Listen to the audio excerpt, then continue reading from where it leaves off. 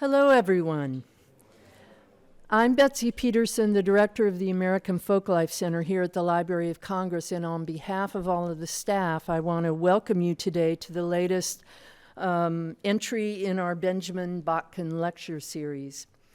The Botkin series allows the American Folklife Center to highlight the work of leading scholars in folklife, ethnomusicology, oral history, and cultural heritage. It also allows us to enhance our collections here at the Folklife Center. For the center and the library, this is also a part of our acquisitions activities. Each lecture is videotaped, as you can see, and becomes part of the permanent collections here at the American Folklife Center. In addition, these lectures will also be prepared for eventual webcast on the library's website, so it can be shared around the world and preserved for posterity. So with that said, if you do have a cell phone turned on or any electronic device, I'd appreciate it if you turn it off now at this point. Today I have the pleasure of introducing a folklorist, ethnomusicologist, Langston Collin Wilkins. Dr. Wilkins was recently appointed the director of the statewide Center for Washington Cultural Traditions. It is based in Seattle, and the CWCT is an innovative collaboration between Humanities Washington and the Washington State Arts Commission, which is an alliance you don't always see. Dr. Wilkins also joined CWCT after working as the traditional arts specialist at the Tennessee Arts Commission and as a program officer for Humanities Tennessee, where he led a Latino and new immigrant folklife fieldwork initiative, managed folklife grants, and directed writing workshops for youth. Dr. Wilkins received his PhD in folklore and ethnomusicology from Indiana University in 2016, and he also holds a master's degree in African American and African diasporic studies from Indiana University. And in addition to his academic work, Langston has also been very active in the public sector. He is a longtime contributor to the Archives of African American Music and Culture, and has held a joint fellowship with the Houston Arts Alliance and the Houston Museum of African Culture to document folkways of traditional performers in Houston's African diasporic communities. And most relevant to today's talk, Langston is also the founder of the Houston Slab Parade and Family Festival, a street-based cultural event in his hometown of Houston, Texas, highlighting the city's distinctive car culture and hip-hop scene.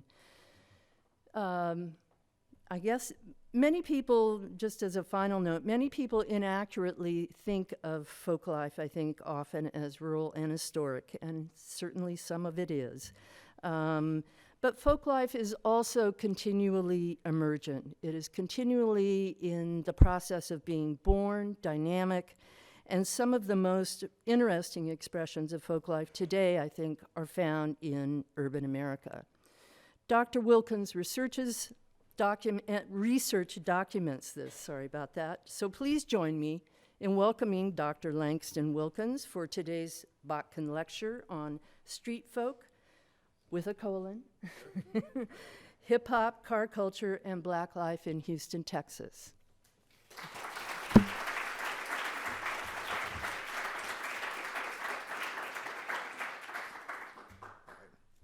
Thank you for that introduction, and thank you for having me here. This talk is based on years of field work and research, but kind of more so growing up in Houston and just being a long-time obsessive hip-hop head and wanting to document and present that culture. So I'm excited to be here to do this, and again, thank you.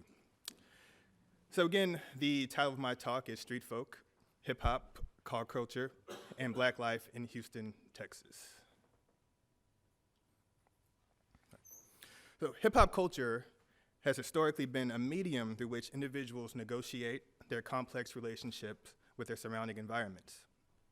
Due to racial and economic oppression, hip-hop's earliest participants experienced a type of social isolation that rendered them virtually voiceless within New York's mainstream culture. In response, these young Black and Puerto Rican youth found inventive ways to make their voices heard and humanity recognized.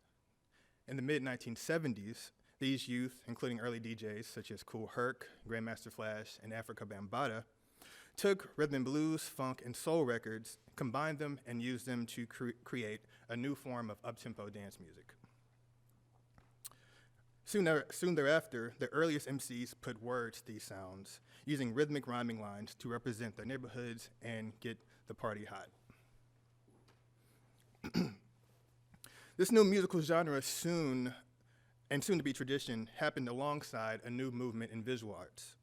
Right there in the Bronx, graffiti writers began marking up public spaces with tags comprised of individual aliases and street names.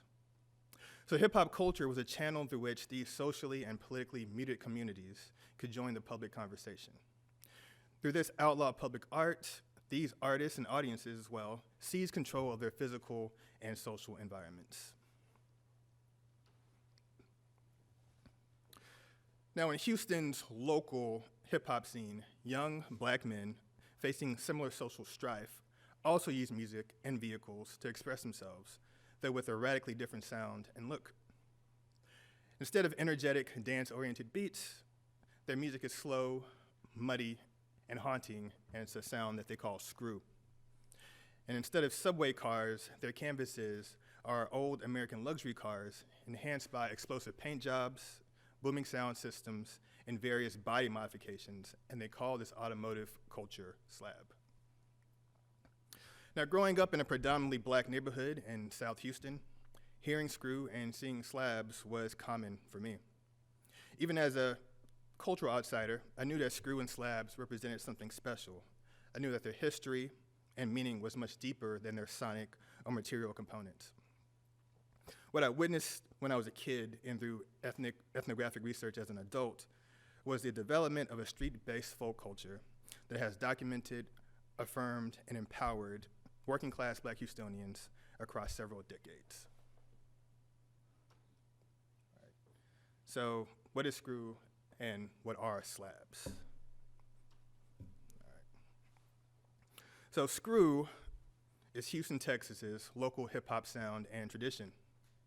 The screwed and chopped DJ technique is a central component of the screw sound, and it involves two separate practices, screwing and chopping. To screw, DJs slow the tempo of a record between 30 and 50%, creating a muddy, bass-heavy sound accompanied by haunting vocals. And chopping is a localism for the common DJ practice of repeating certain words or phrases in a song, creating a percussive effect. The combination of these practices creates a psychedelic and atmospheric hip-hop sound, and local producers have turned the screwed and chopped technique into a dragging, trippy, and bass-heavy production style. So screw-based instrumentals feature slower tempos, ranging between 60 and 70 beats per minute, and these tempos are much slower than the music produced in other southern centers like Atlanta or New Orleans, which can be between 100 and 140 beats per minute. And in addition, screw-based rappers commonly perform in a smooth, melodic manner, which accentuates the musical instrumentation. Their lyrics are grounded in the acute particulars of Houston street life. These screw lyrics are hyperlocal, as artists make explicit references to people, places, and activities that comprise the Houston landscape. And furthermore, the practice of freestyling or extemporaneous rap performance is central to the screw tradition. And just to give you a sense of what screw sounds like, I have a quick example. This is DJ Slim K and rapper EDF's Brandy Wine from, I think, 2 years ago.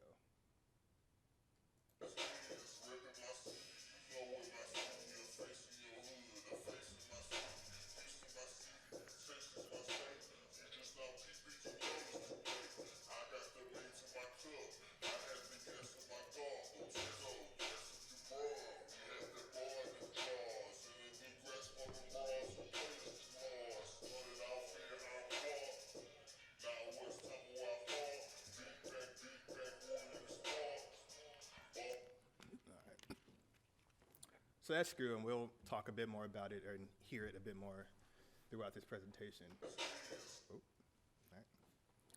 Now, slabs are typically older modeled, large-bodied American sedans, such as models produced by Cadillac, Lincoln, Oldsmobile, and Chevrolet, that have been tricked out with explosive paint jobs and various types of vehicle adornment. The term slab, S-L-A-B, refers to the slabs of concrete that make up a street or a paved road. The term emerged in the early days of the culture when the act of driving the modified car was known as hitting the slab. Others suggest that the term comes from the fact that with all the additional modifications, the car sits lower to the ground or closer to the concrete slabs of the street. And today, slab is also expressed in acronym form as slow, loud, and banging, which kind of makes sense. All right, let's keep going. Yeah. Now, most slab cars feature multi-layered iridescent paint jobs known as candy paint that give them a wet look when hit by light. And hopefully you can see that here. Yeah. Slab interiors include leather seats, wood grain steering wheels, and dashboards.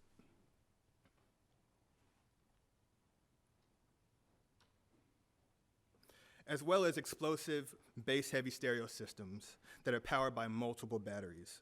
And the goal of these slab stereo systems is to make the trunk rattle so that others can see, hear, and feel your presence. And I have a kind of an example of a slab stereo system, and you can kind of see in the video how the trunks are rattling, and they're kind of competing with each other. So here's an example.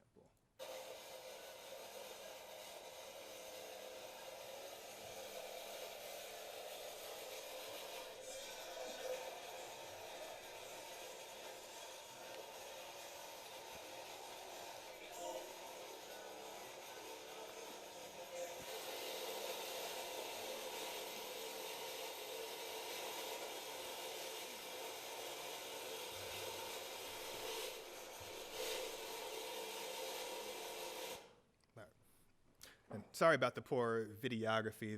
The bass was making me rattle a bit as well, so, but you get the sense.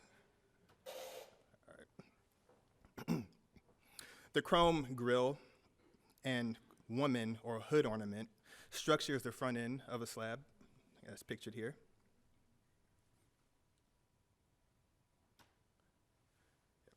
And the centerpiece of the back end is the fifth wheel, which is a rim or wheel that's cut in half and enclosed in a fiberglass casing. It sits in what's called a bumper kit that allows it to be connected or attached to the trunk.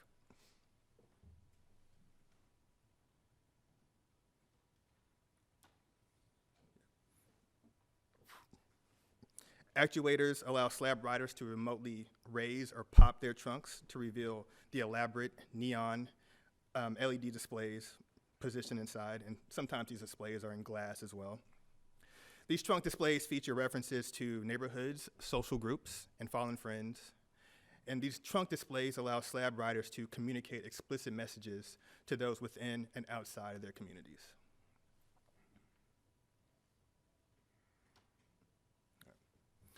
Now, that being said, the most important distinguishing aesthetic component of a slab, so what separates them from other urban car cultures, are the rims or wheels called swangers, also called elbows or 84s. They have a few names.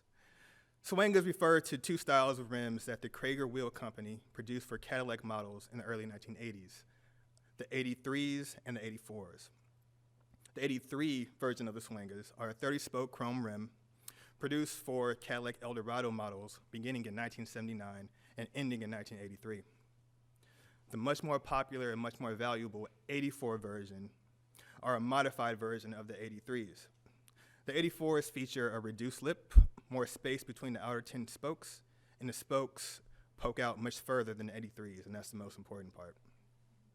And also, Vogue tires are a tire marked by its distinctive white wall and yellow stripe, is another core component and also common to other car cultures in the American South and also on the West Coast.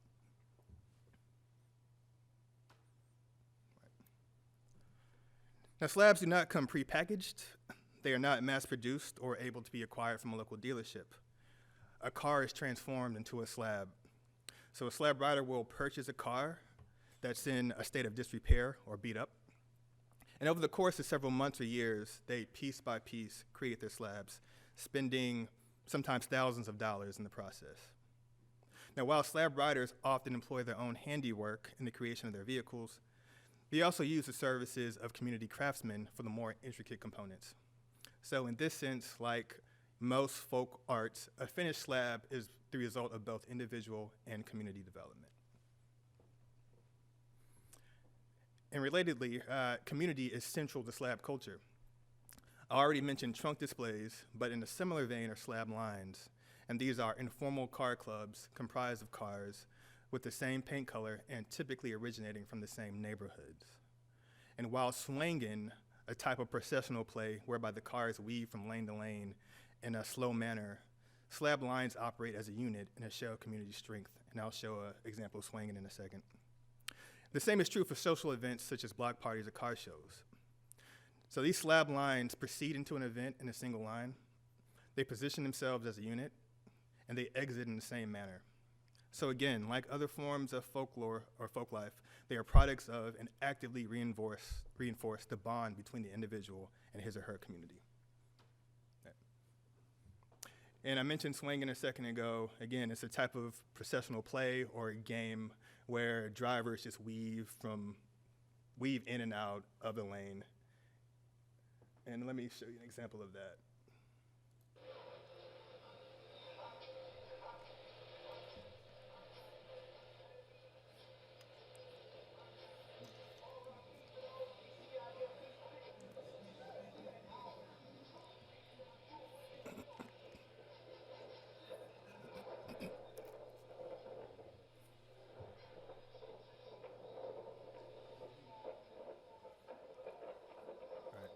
So that goes on and on, but you get the sense. All right, that's swinging. All right. So a little bit of history of both screw and slab. The story of slab and screw as well begins in the Southside of Houston, Texas, which is a colloquialism for the collective of interconnected black neighborhoods situated southeast of downtown Houston. The South Side includes historic black neighborhoods like 3rd Ward, Sunnyside, South Park, Cloverland, and where I grew up, Hiram Clark. Its counterpart is the North Side, which is a similar collective of black neighborhoods north and northwest of downtown Houston. A large portion of Houston's black population live in either the South Side or the North Side, along with a few pockets in Southwest Houston. Now, because of Houston's geographic landscape and infrastructure, the North Side and South Side are in some ways socially isolated from one another. And as a result, there are social networks for black residents as well as social identities. The South Side and North Side, in a sense, are residential spaces that black Houstonians embody and discursively represent.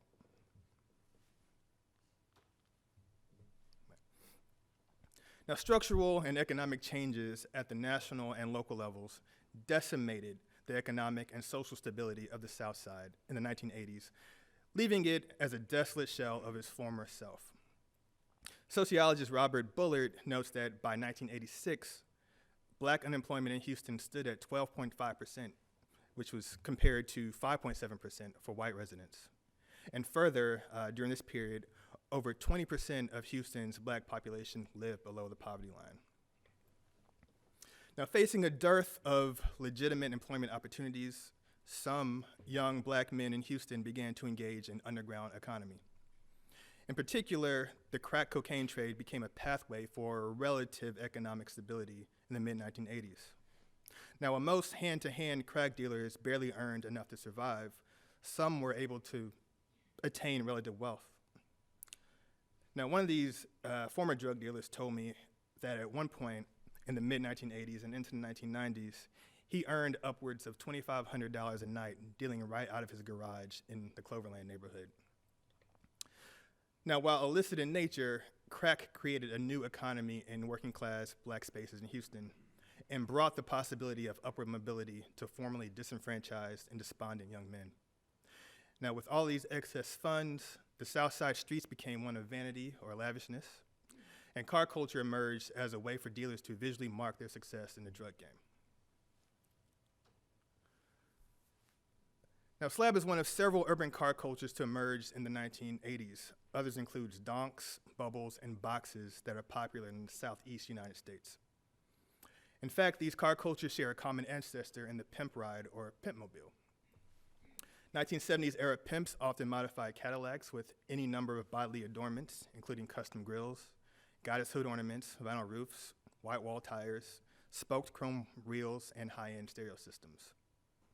And the exploits of these pimps were documented in black popular culture of the time, namely in the films Superfly, The Mac, and Willie Dynamite, and these are among the numerous 70s films that featured pimp themes. So the earliest slab riders grew up seeing pimps and other assorted hustlers in their neighborhoods, and they watched them on screen. And as they ascended into their own version of street success, they too used custom vehicles to symbolize and boost their social influence. Now, slab culture was solidified in 1984 with the arrival of the swingers, again also known as elbows or 84s. These rims came standard on 1984 model Cadillac Eldorados. They were deemed a road hazard, however, and were only produced for a single year, well, obviously. So they were a road hazard, only produced for a single year, which made them rare and highly valuable in the streets. And naturally, this made them popular within the streets as well, as they were a symbol of exclusivity. All right. So slab represented a means towards increasing one's respect in the Southside streets in the late 1980s and into the 1990s. It served as the perfect medium for acquiring respect for a couple of key reasons. First, back then, constructing a slab required a large amount of discretionary funds, between $10,000 and $50,000 to build a complete slab. And second, even if the funds are available, information on how to buy parts and customizing was not easily accessible. The rims or swingers, for instance, were essentially sold on the black market by dealers who operated inconspicuously. And these customizers moved in the same fashion. They built slabs in their private residences and rarely publicized their services. So slab was an underground practice, and it was understood that a slab rider must have high levels of cultural competency to successfully put one together. As such, Southside drug dealers like Toast, pictured here, Corey Blunt, and the Bubba Twins, pictured here as well, used the cars as status symbols or ways to increase their influence in the hood. And as rapper ESG once told me, quote, "We all looked up to the D-boys or the drug dealers because they had the freshest slabs." All right. So in the mid-1990s, the slab scene and the hip-hop scene became inextricably tied, fused together by artists who were as deep in the streets as they were in the rap game. One such artist was the aforementioned ESG, who was born Cedric Hill in Bogalusa, Louisiana, but ESG moved to the south side of Houston as a teenager. At the time, according to ESG, quote, "the south side was playa." So ESG sought to record a song that included everything pertaining to the culture and place that he was living in.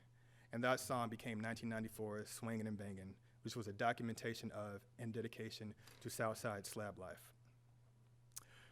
Produced by Sean Solo Jemison, Swingin' and Bangin' offers a vivid description of the slab scene. The title and chorus, Swingin' and Bangin', refers to the practices of swinging and banging, or playing a stereo at high volumes. Throughout the song, ESG details core elements of slab aesthetics, including the 84s, Vogue tires, bubble headlights, fifth wheel, grills, and candy paint. And the music video, which was released as a remix version in 1995, reconstructs a typical slab gathering. Lots of cars, lots of people, and much music. So let's take a brief look at, I guess, the first minute of the Swingin' and Bangin' video.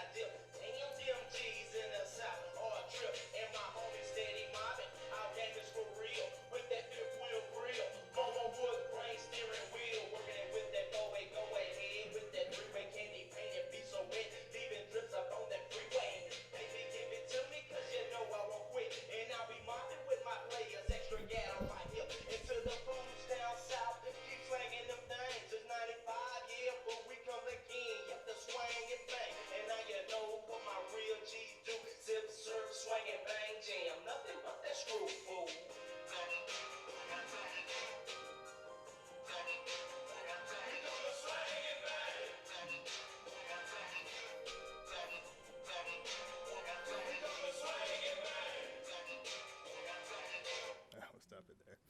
So that was ESG's Swangin' Bangin' from 1994.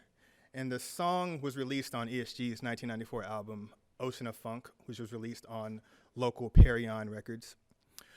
Regionally distributed through local base Southwest Wholesale, Ocean of Funk went on to sell 100,000 copies in Houston and throughout the South.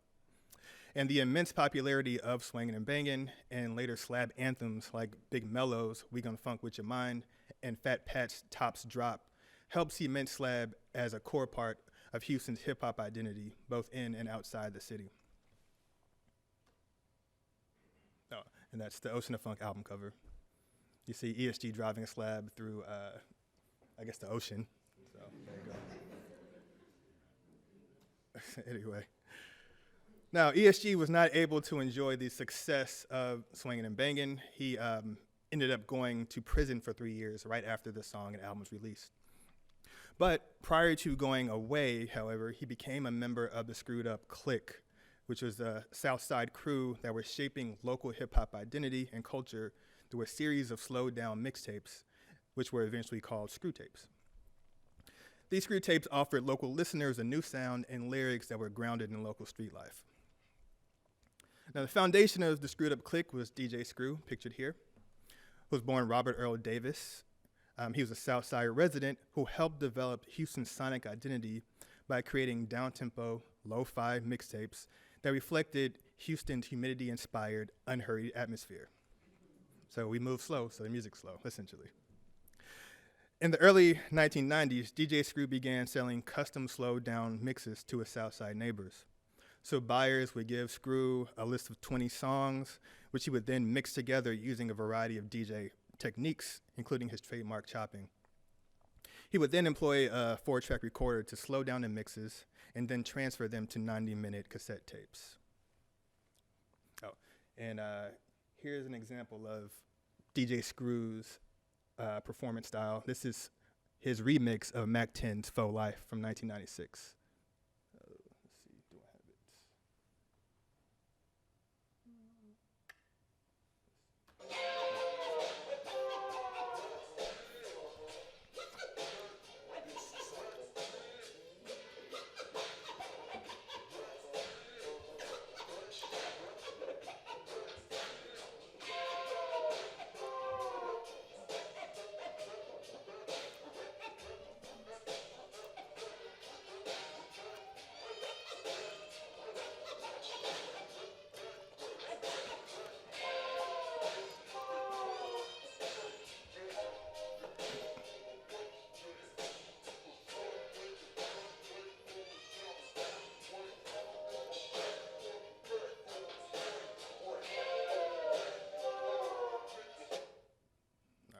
So that was DJ Screw's Faux Life from 1996, and it may be hard to tell what's going on there, but he's actually using 4 records and 4 turntables to make that single recording.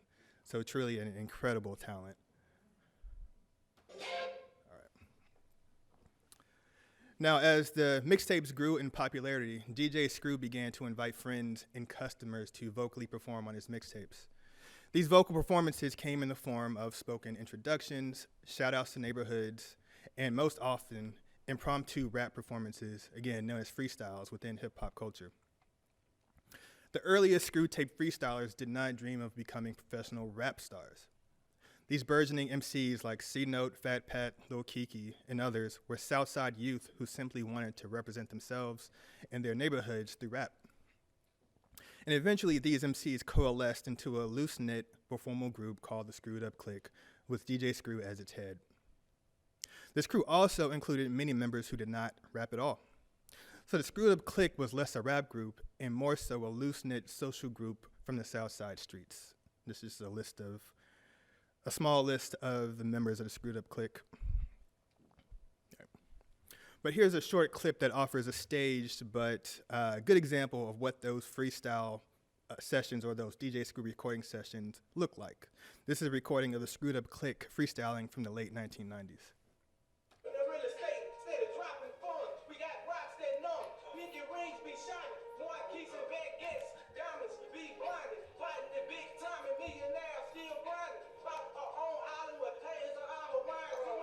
Overseas, nothing but clothing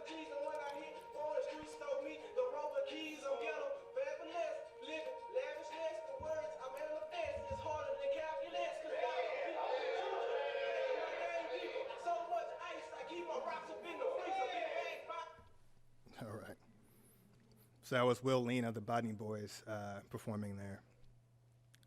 All right. Now, the screw tapes were, in the words of Screwed Up Click member Lil Randy, a type of hood radio station. So along with DJ Screw's mixing and freestyle performances, there were monologues and dialogues about people, events, and places within the Southside. There were birthday tapes, there were memorial tapes, there were graduation tapes, and more. And so in a sense, it was an informal and creative communication and documentation system, along with being entertainment. All right. Now, as the Screwed Up Click organically emerged out of the local street culture, the screw tapes became sort of inscribed with slab life. As ESG once told me, quote, "At the time, screw music was saturated in areas where slab was popular, and these slab riders would go to Screw's house and make screw tapes." So slab riders like C-Note, this is his car pictured here, Stick One, Fat Pat, and Corey Blunt became the Screwed Up Click's earliest members. And Corey Blunt was actually known as sort of the slab king in the early 1990s because it's rumored that he had, I think, about 12 completed slabs at one point. So, yeah, king indeed. All right. Now, screw music was a perfect match for slab culture. The slow music acted as a pace setter, which allowed slab riders to showcase their cars when riding around the neighborhood. The rich bass of the screw tape accentuated the powerful slab subwoofers, enabling riders to sonically mark their presence on the surrounding environment. And also, the Screwed Up Click's music helped expand slab practice within the Southside. In particular, their music helped make red the most relevant slab color in the area. So essentially, after hearing Screwed Up Click members like Pat Lemon, Lil Randy, his brother Rono, and Corey Blunt talk about red slabs on mixtapes, Southsiders began painting their cars red as a grand display of community identity. All right. Yeah, so.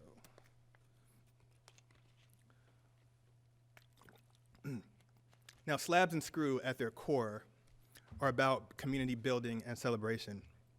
But in the mid-1990s, they were the sources of intense division and violent conflict between the South Side and the North Side. And this conflict was negotiated and mediated through local hip-hop music, through these screw tapes. Let's go back. Now, while slab had a presence in the North Side, the South Side was the center of the culture.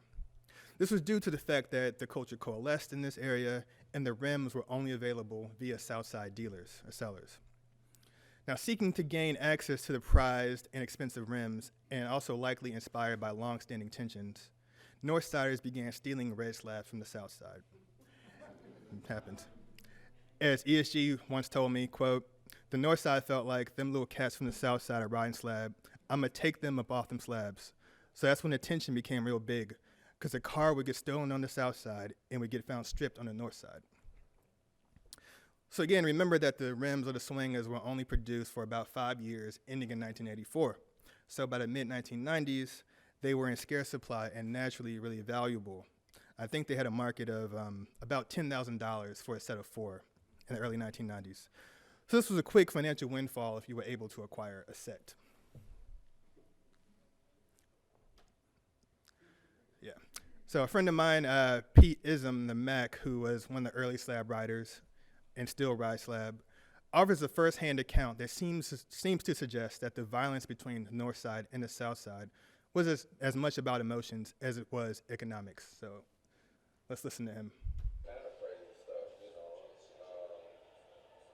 I mean, I ain't got to shoot out on the freeway once. Yeah, on 59, and the slab, you know, I was riding the slab, you know, and I had hats in the back, you know, with South Texas, you know, representing my hood. And these North Side dudes rolled on the side of me and was trying to run into my car. On 59, I had to start busting on them. All right.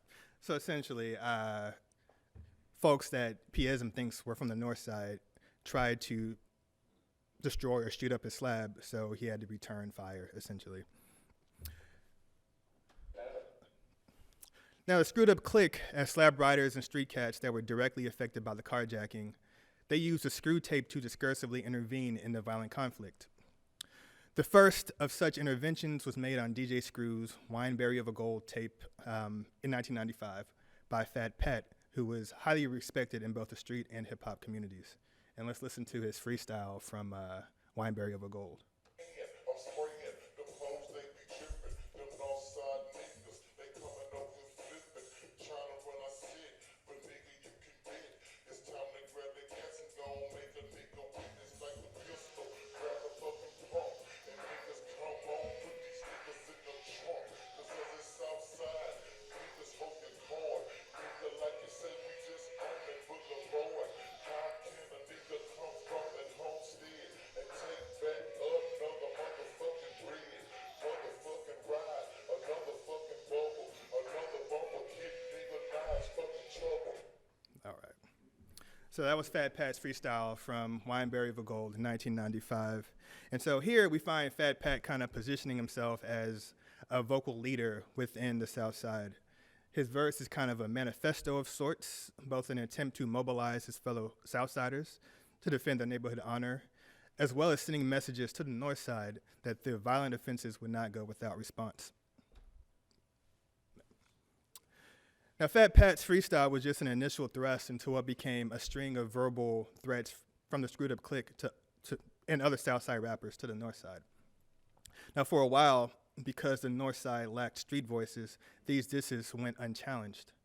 Eventually, however, a crew of North Side-based DJs and MCs rose to the surface and released slowed-down tapes that countered the screwed up clique's verbal assaults. These artists included DJ Michael Watts, rapper Slim Thug, pictured here, and J-Dog, and they recorded under the banner Swisher House. So Swisher House became the anchor for the Northside rap community. So just as the screwed up clique promoted red slabs, Swisher House artists rapped about blue slabs. And just as the screwed up clique shouted out the South Side, Swisher House represented the North. For example, here is Swisher House's Northside anthem from 1998.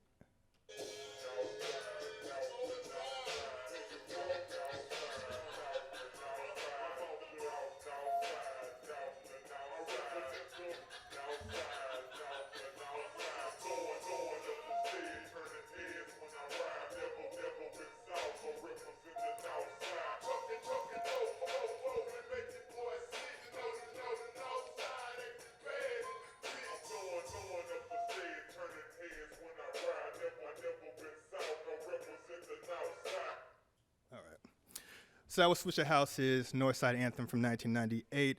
And just a quick note, Swisher House's Slim Thug, on the song Swisher House's Slim Thug and J-Dog are rapping over the instrumental of a song called Southside, recorded by Screwed Up Clique member Lil Kiki. All right. So Swisher House's emergence only intensified the conflict between the North Side and the South Side. So for the South Side, not only did Northsiders steal cars, they'd also stolen their musical style, because in their eyes, DJ Screw was the only person who could legitimately produce screw tapes or slowed down tapes. The hostility between the Screwed Up Clique and Swisher House intensified after DJ Screw died of a codeine overdose in 2000, and Michael Watts became the public face of screw music. So for several years, Houston's rap community was just as divided as the streets, with one center of production in the South Side and a wholly separate one in the North Side. But thankfully, by the mid-2000s, this North Side-South Side conflict had all but ended. In 2000, a California company called Texan Wire Wheels, for some reason, began mass manufacturing the rims, or the swangers, which reduced their retail price from $10,000 to below $2,000 for a set of 4. So this decrease in price and exclusiveness made them less attractive to carjackers to some extent. And in addition, Screwed Up Clique rappers and Swisher House rappers began to collaborate with the hopes that such partnerships would help unite the streets. And for example, ESG and Slim Thug collaborated on an album called Boss Hog Outlaws, which was popular on both sides of town. All right. So moving ahead, prior to the mid-2000s, the Houston hip-hop scene had a fickle relationship with the mainstream hip-hop landscape.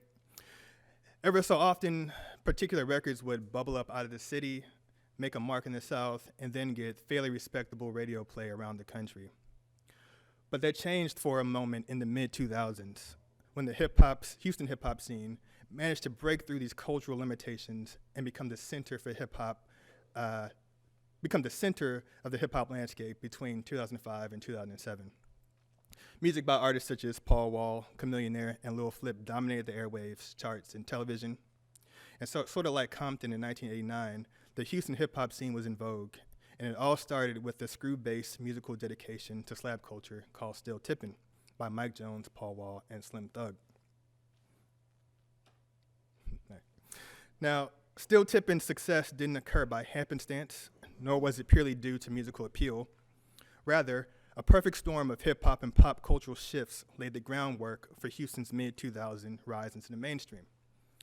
First was the ascendancy of Southern hip-hop as a major commercial force in the late 1990s through labels like No Limit and Cash Money in New Orleans, as well as the whole Atlanta hip-hop scene. But also notable was the appearance of MTV's Pimp My Ride in 2004, around the same time Still Tippin' was released.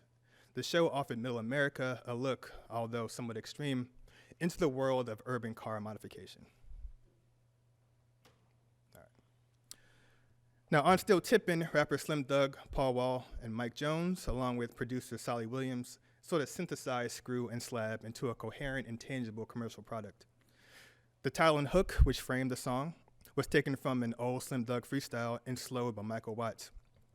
Still Tippin' on Faux Foes, wrapped in Faux Vogues, is a direct reference to slab aesthetics, 484s which are wrapped in 4 Vogue tires.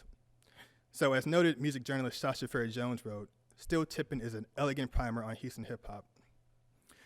And so essentially, Still Tippin' is a compiled and curated manifestation of Houston hip-hop identity dressed in slab culture. Still Tippin' took the world by storm. The song reached number 26 on Billboard's Hot Hip Hop and R&B chart and peaked high on its Hot 100 pop chart, and it eventually went platinum. The video received constant rotation on MTV and BET. So for the first time in years, national media began paying attention to hip-hop in Houston. Houston rappers like Paul Wall, Chamillionaire, and others were featured in national music publications like The Source and Vibe, and national press like the New York Times and New Yorker ran pieces related to Houston hip-hop. So essentially, for Houston artists, screw and slab proved to be the perfect mix of the exotic and the familiar. It created a workable space for them within popular culture, and they actively used it to release several platinum and multi-platinum albums over a 2-year span. Let's skip that. All right. So to wrap up a bit, tradition. Today, Houston's black neighborhoods do not look much different than they did in the 1980s. Take South Park in the Southside, for example. At $28,951, the neighborhood's median household income is among the lowest in the city. This is driven by rampant unemployment, as 55% of adults 16 and over are out of work. Such poverty and unemployment naturally has led to continued proliferation of drug markets in these neighborhoods. And last year, 2 Southside neighborhoods, one stretch of 3rd Ward and Sunnyside, were named 2 of the most violent neighborhoods in America. These systemic issues are reflected in the plight of the screwed up clique, who have suffered from the untimely deaths of several members to either murder, drug abuse, or even suicide over the last 20 years. As I mentioned, most notably, DJ Screw died in the 2000s, or in 2000, reportedly as a result of a codeine overdose. And most recently, Mr. 32, who was from my neighborhood in Hiram Clark, was fatally shot in the head after an argument at a gas station in November of 2016. I must also note that several members have experienced periods of incarceration over the last few years as well. But in a grand display of resiliency, black artists and audiences in Houston have embraced screw and slabs as part of their cultural heritage. Musically, the screw sound aesthetic continues to define Houston hip-hop, both within and outside the city. Despite sonic changes within the larger hip-hop landscape, Houston artists continue to embrace their trademark sound. As rapper Big B of the Block Boys once told me, quote, "You have a whole generation of artists that rap a certain way because of the screw tapes, the rhyme schemes, the patterns, the lingo, etc., all because of these screw tapes. In fact, you can point to every single characteristic of Houston now and trace it back to those tapes. More interestingly, however, at least to me, is the fact that DJ Screw has been exalted to godlike status within the hip-hop scene. There are multiple DJ Screw murals in the city. DJ Screw tattoos are common. And locals flock to Screwed Up Records and Tapes in Hiram Clark, a second version of the record store that DJ Screw opened just to symbolically feel his presence. And also, with every passing year comes a slew of new DJ Screw and Screw music tributes by artists within the city. One of my favorites is What Would Screw Do by an artist named EDF, a name that was inspired by the aforementioned ESG. And let's listen to a brief clip of Screw history, What Would Screw Do? Hey, what would Screw do? Grab a styrofoam cup. Hey, what would Screw do? Hold up, show up, drink to the cold up. His any post to hold up. Move two class, like say you might hold up. They say the cool time young, that's a green lost backpack. Big motor, KPFC, Big Steve, last but not least, DJ Screw. That was almost the whole DEA crew. All right. So essentially on What Would Screw Do, we see EDF. His verse kind of reflects the deification of Screw among Houston hip-hop artists and audiences. So for EDF and other local artists, DJ Screw is a mark of local excellence. He's a symbol of the genius and prowess that can emerge out of the Houston streets, and as such, they celebrate him at every turn. All right. Also, the Slab community has begun to establish formal Slab-related events in an effort to cultivate community. But despite these efforts, Slab culture was relatively unknown outside of its community of origin during my time in the field. And I found this exceptionally unfortunate. Slab's marginalization truly troubled me, and began to conceptualize the culture on a grand scale. And considering that Slab is a car culture and that processionals were already a core practice within the scene, a parade seemed like a logical and promising endeavor. So, along with the Houston Museum of African American Culture and the Folk and Traditional Arts program of the Houston Arts Alliance, which was then ran by folklorist Pat Jasper, I helped organize the Houston Slab Parade and Family Festival, an event that took place in Houston's historic McGregor Park on October 20th, 2013. Collectively, parade organizers sought to offer attendees a curated but realistic exhibition of Slab culture. The processional was essentially a more elaborate Slab line. Participants were organized by paint color as they unhurriedly swerved in and out of lanes along the parade route. And upon arriving at McGregor Park, which was a popular Slab gathering for several generations, they parked by color and an informal car show commenced. The park then became a site of a festival featuring food, street art, and musical performances by local rap artists. And that day, a multi-ethnic and multi-generational crowd of thousands piled into the park to admire, engage, and celebrate this dynamic and complex culture. All right. Oops. Yeah. So in the wake of the Slab Parade, Slab and Screw have taken on a larger space in Houston's cultural landscape. In 2015, the Travel Channel's Booze Traveler, which is an alcoholic beverage-based travel show, let me correct that, featured Slab culture in their segment on Houston. So show host Jack Maxwell rode in the Slab belonging to Piism the Mac during his tour of Houston. And in a similar vein, in 2016, CNN's Anthony Bourdain, Parts Unknown, included Slab in their profile of Houston culture. Each of these things reflects Slab's increasing movement from the margins into this mainstream. And this is actually a picture of the mayor of Houston, Anise Parker, in 2015, riding in a Slab during our annual Slab art car parade, excuse me. All right. Now, Screw and Slab began as a small group practice and quickly became Houston's local hip-hop identity, both within the city and around the country. Now, local artists and private citizens are actively working to define both as civic traditions, hoping to ensure their cultural vitality in preceding generations. And thank you. That's what I got.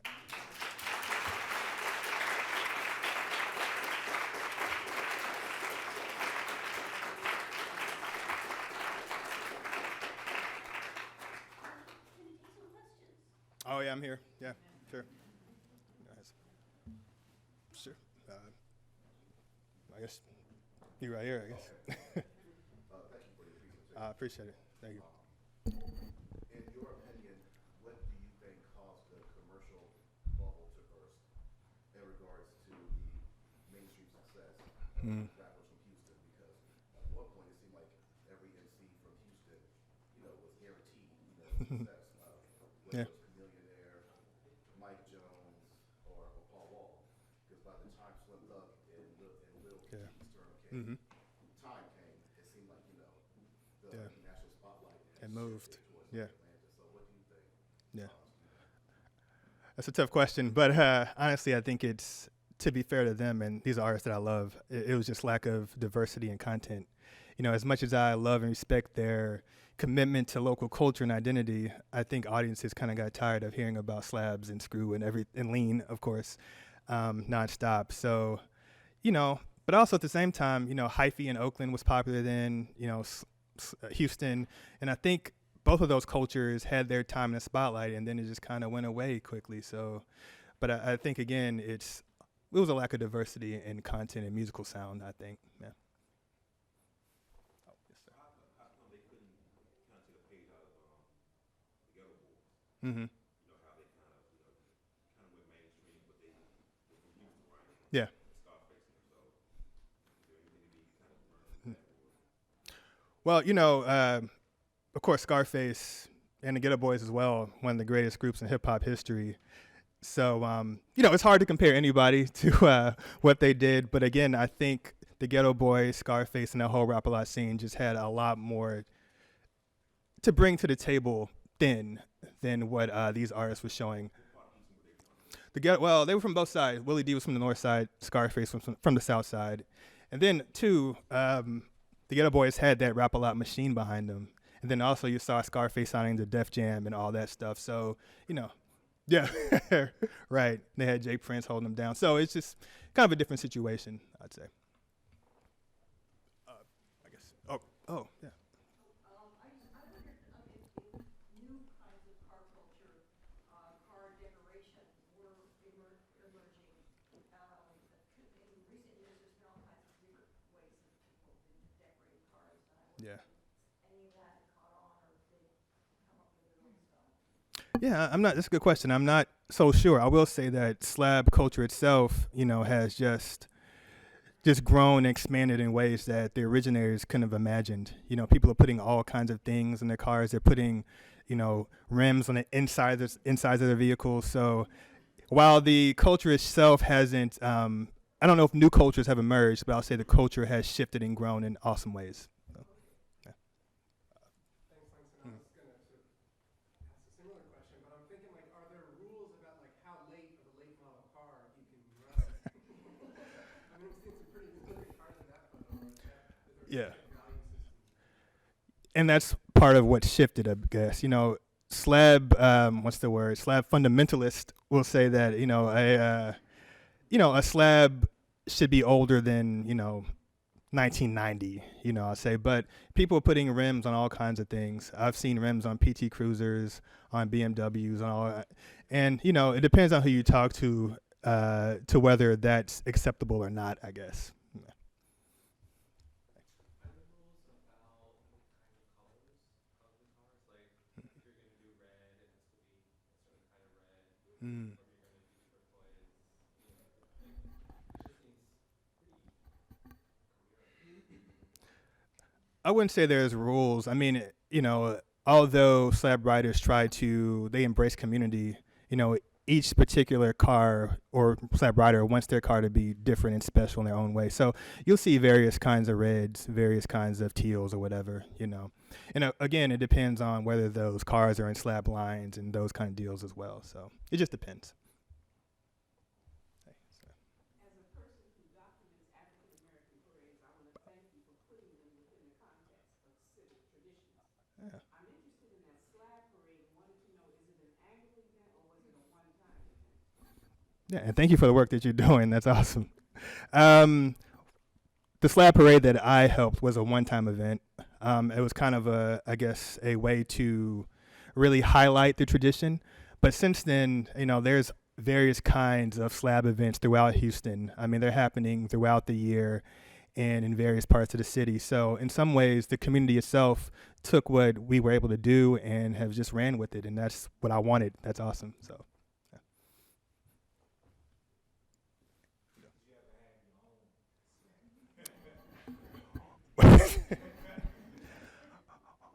Well, I'm a folklorist, so I'm not very rich. So not yet, but you know, give me a few years. As slab culture becomes more mainstream, Yeah. what about the fundamentalists? They feel like they have lost their culture. Are they doing, is there any kind of reaction to that? That's something I think about quite a bit, but from what I understand, the reaction is very positive. I mean, these are, you know, men and women now too, who have long wanted to, you know, come from underground and be respected as artists and just citizens. I mean, these are among the most disenfranchised and marginalized people in Houston. So I think they really welcome the type of, you know, celebration that they're getting from within the city and around the country, I'd say. Are Slab and Chopped and Screwed still connected? Because Chopped and Screwed, I remember in DC, Yeah. he started that hip tune in like the early 2000s. So now that it's not really as popular, Mm-hmm. is it still, are they still connected? In some ways, I think especially from the older folk who are still trying to, like I mentioned, you know, brand the two as tradition. The younger folks, you know, it just depends on who they are, where they come from, you know, what music they're listening to. I will say, though, that, you know, just like Chopped and Screwed kind of moved out of the city and became popular around the country, Slab has as well. You know, I've been doing research on slabs in Huntsville, Alabama. There's a slab owner in Baltimore, some in Canada. So that's also growing and moving outside the city as well on its own, I'd say. So in some ways they're still connected, in some ways they're not.